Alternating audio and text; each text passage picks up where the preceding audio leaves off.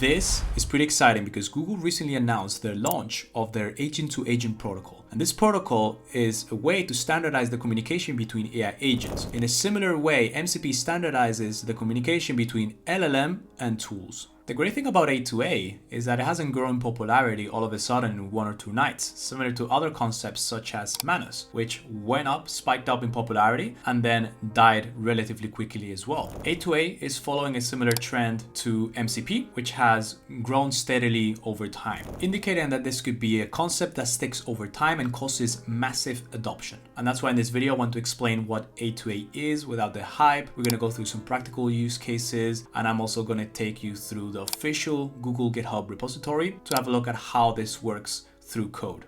And one important point that I want to make is that A2A complements MCP really well, so I'll break that down further in the video, as well as the current limitations that I see with these protocols. So tag along because we'll get started straight away. Let me take you through the Google for Developers page, which is where they publicly announced the A2A protocol. And if you scroll down, this is something that is really catching my attention here, which is the amount of partners that are already contributing to the A2A protocol, which gives me an indication that this project already has some legs and that it has huge potential. So I really suggest that you stay in touch with this technology and any future updates to A2A. Apart from that, it goes through it very briefly in an overview, and it then fills up the page with these kind words from representatives of the companies, but it doesn't really go in depth into how it works. Similar to how when MCP came out in November, they put out this really quick document explaining an overview, which once again doesn't really go in depth until later on when it became a bit more adopted. Then they got out the documentation. So this is something that is probably going to happen to this protocol over time. But before they release the official documentation, I'll make sure that you already understand how this works in a bit more depth.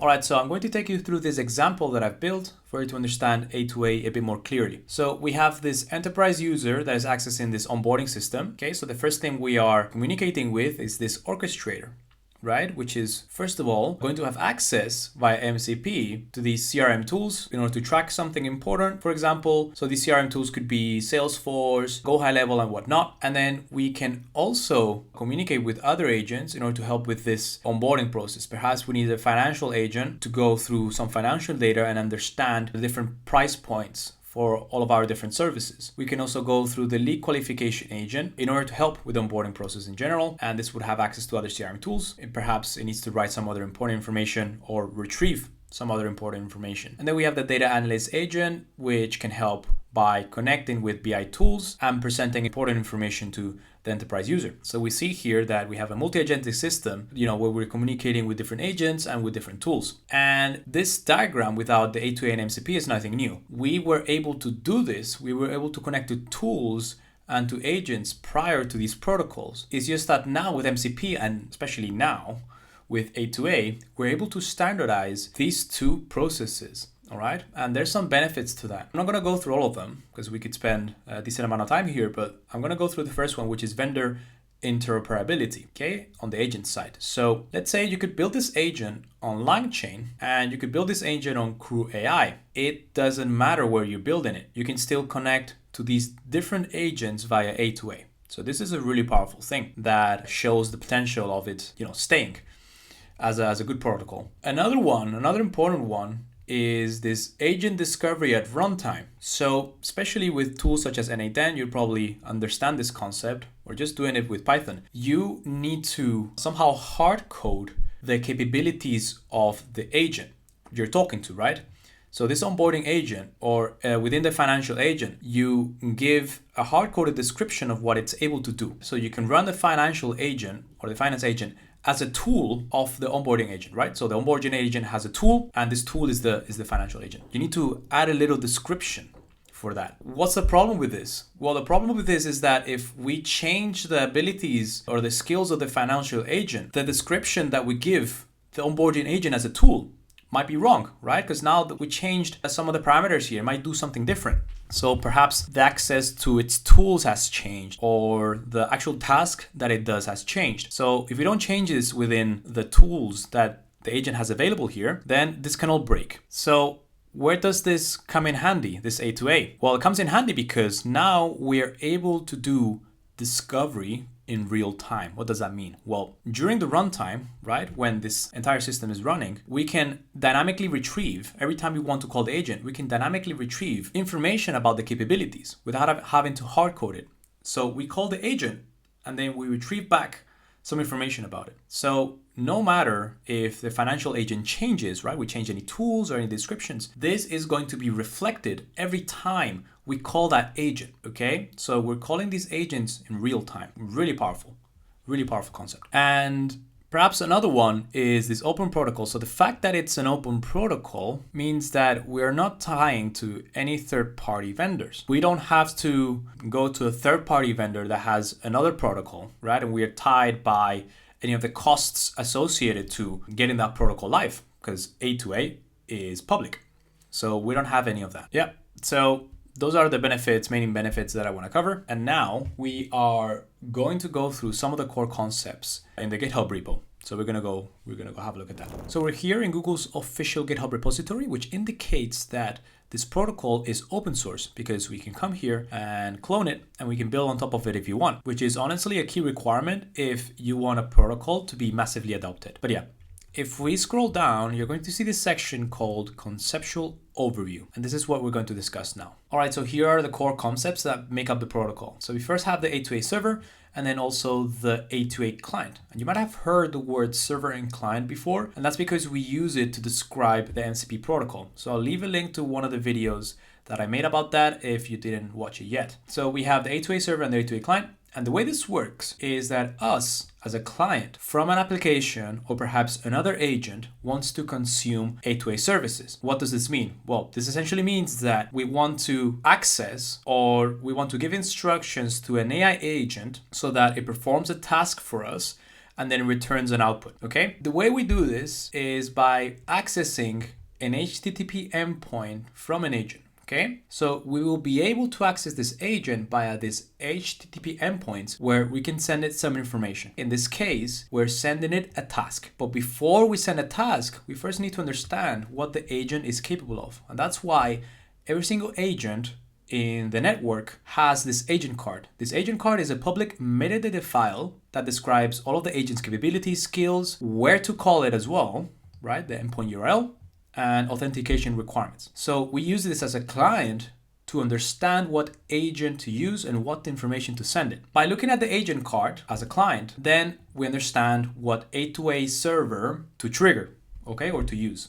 And that's when we send a task. And the task has a bunch of information, but the main thing is that the task has a unique ID. Okay, there's a task ID, and we can also progress through the states. So how deep are we in a task? Right? So if it's completed, if there's an input required, if it's currently working. So this is pretty good. And the task also contains other stuff such as the message and the part. So once we send the task to the agent, right, or to the server via the HTTP endpoint, it's going to run the task and then we are going to receive an input back to the client as an artifact. Okay, so artifacts represents outputs generated by the agent during a task. So this could be generated files. Perhaps you call the weather API and you receive some structured data regarding the weather in Toronto. So a couple different things. And yeah, so it supports streaming, which is amazing. And we also get push notifications, which is very nice from a developer's point of view to understand this. And here is the typical flow as well. But I already made a little diagram for you so we can have you understand this very clearly. So we have the A2A client. Let's call this A2A client better so that it follows the naming convention that you saw before on the GitHub. So essentially, we fetch an agent card. So here we are understanding what the A2A server is able to do, right? Or the agent is able to do. So we return that information. And then from that information, we can start generating a task, okay, with a task ID. So we prepare the message and the other component. And once we have that ready, we send the task with all the information that the agent needs to process the task. We're going to process the task and then we return the output of that task with the task ID as an artifact. And that's it, okay? That's pretty much all it is. It might sound simple, But the thing is that we never had such a structure to interact with agents before. So yeah, this is kind of revolutionary. Well, not revolutionary, but the reason why you should understand this is because if it's not A2A, the protocol that we're moving forward with, whatever protocol we design to communicate between agents is going to look very similar to this one. Because at the end, you need to understand the concepts. No matter if you're building without A2A, you're building separately, like the concept of understanding requirements, generating the task, right? Having a unique identifier, and then returning the output of that task is something universal. So you should understand how this works, basically. And hopefully I did a good job with this right now. And now I want to go to the example that we saw before with the onboarding agent, and we're going to strip it down, okay? We're going to abstract it a bit, and then we're going to remove the other agents so that you understand how MCP and A2A work together. So we're grabbing one of the branches that you saw before. And so the first thing that happens is that we're doing agent discovery and task delegation. That is covered by A2A. And then once we are here, then based on the task that the other agent gave it, now we are going to invoke a tool or an API function, okay? That then we're going to get a result from. So all this, okay, all 2 and 3 is being covered by MCP. We're standardizing that, right? The use between LLMs or agents and tools. And then 1 and 4 is being handled by A2A. So now we have essentially covered most of the process for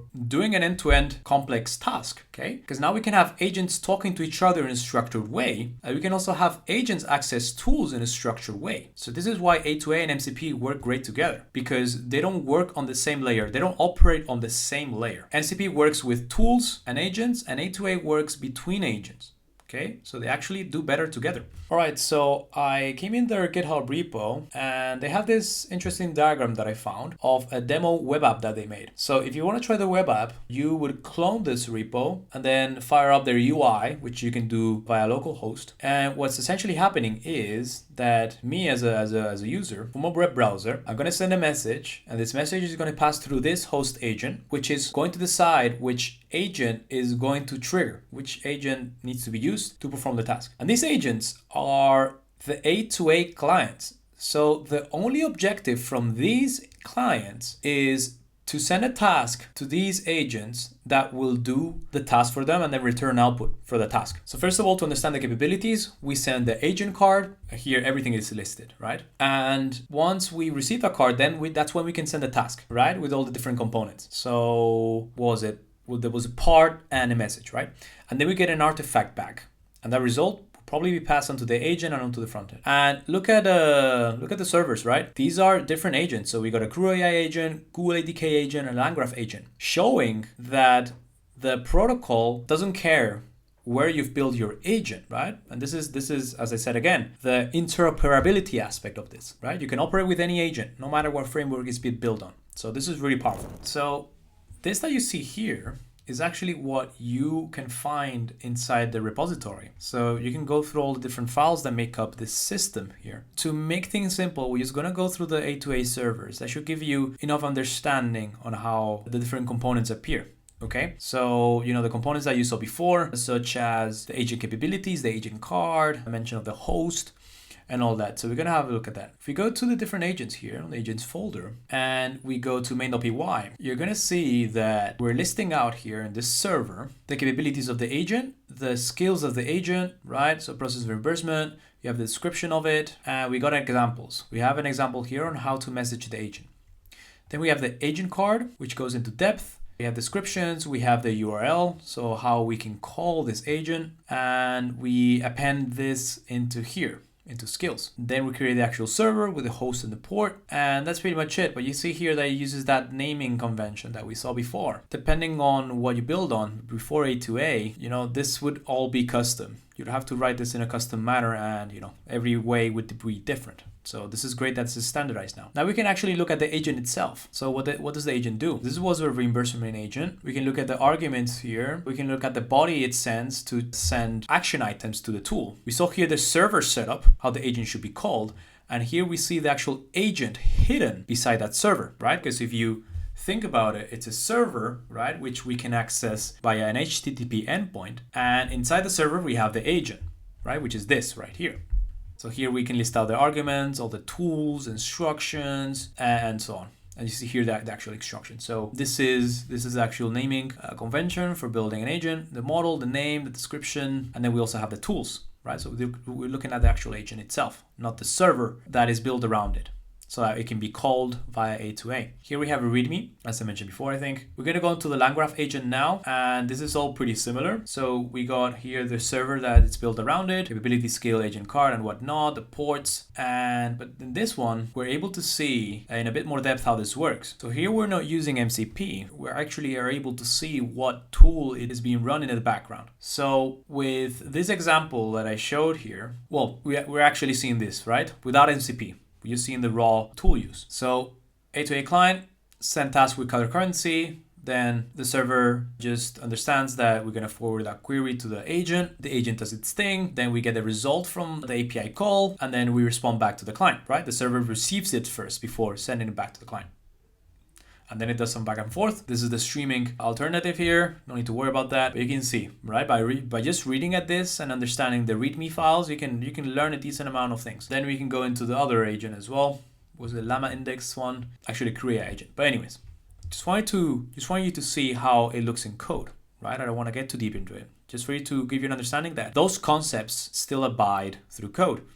And if you understand it in this way, right, by actually looking at the code, you are going to develop, and hopefully you end up developing from this video, a specific way of looking at these frameworks and these protocols so that you can use these skills, this understanding of how agents communicate with each other. Because at the end of the day, I told you that this protocol might not be here, right? We might get another agent protocol, but doesn't matter. The concept of how we call agents, right? How we call tools, we respond back. All of these things, especially now that I show you the code, should give you that way of thinking that you can take and build agents with.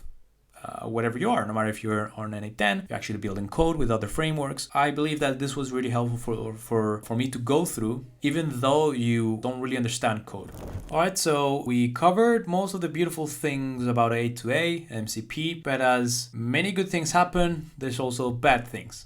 Okay, and we need to go through them. Because although there's a lot of potential with this, regarding the current stage of things, we have these issues, okay, amongst other ones. So we can look first at this first pillar, which considers security issues, right? So the goal would be to essentially allow everybody to create a server, right, with which we can run agents on or tools on. And the problem with this is that we don't know who is behind the run of the server, right? Since, the goal is to allow everyone to build it. There's this concern that we don't know who we're sending data to. The other one is also the increased possibility to get some sort of attack, because if we're connecting to all these different nodes and different tools, we're just increasing the surface area for any attack, especially now that we're using LLMs for so many different things that now, you can hack a system via prompt injection, for example.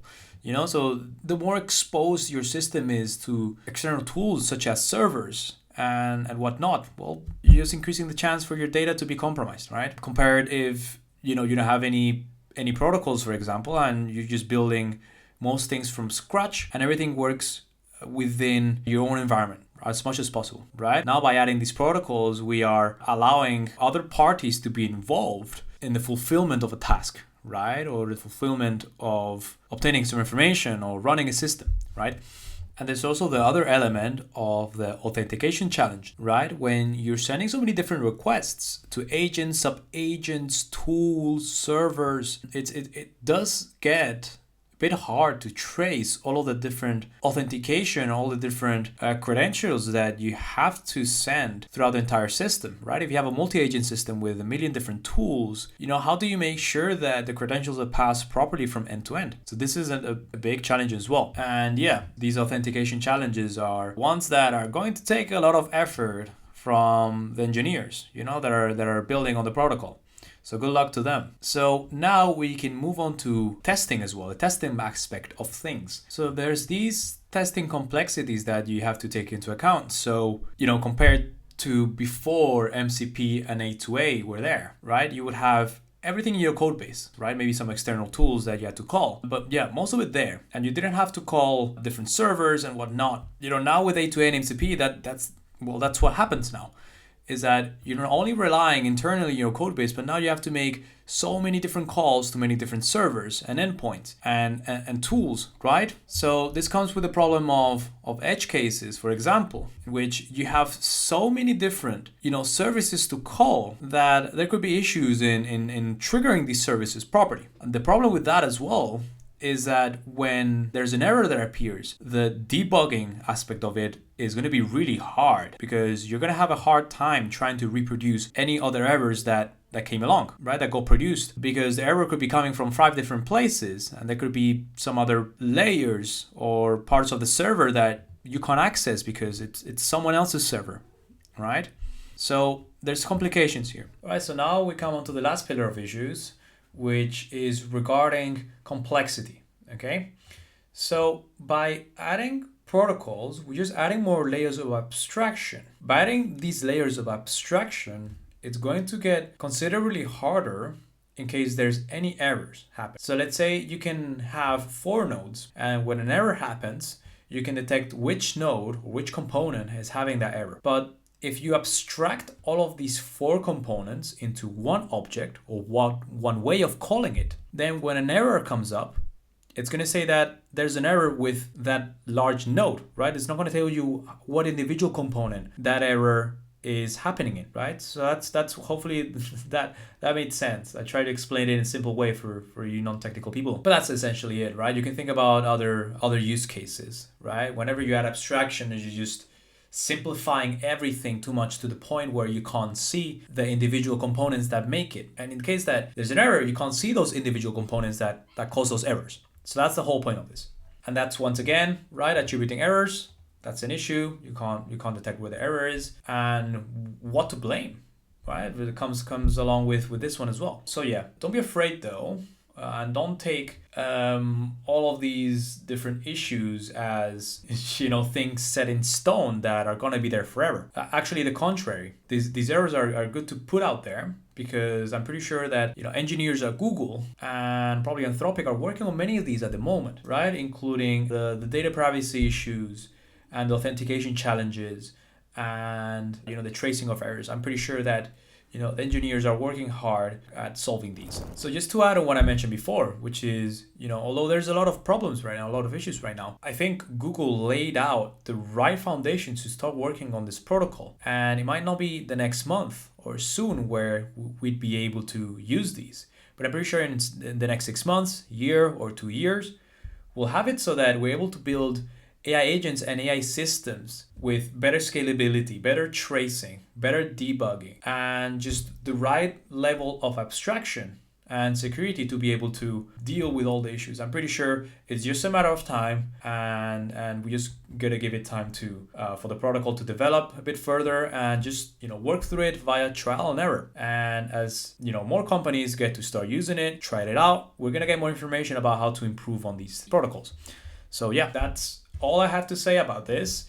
So if you like the video, please give me a thumbs up and a follow. If not, let me know why in the comments below. I think this was a pretty thorough video where I explained most of it. If I left anything, just let me know as well in the comments. But yeah, we got some time to go. But yeah, I'm really excited. I'm really excited about A2A and MCP and what they can become in a year or perhaps sooner. So yeah, I'm pretty excited. All right, I'll see you guys in the next video.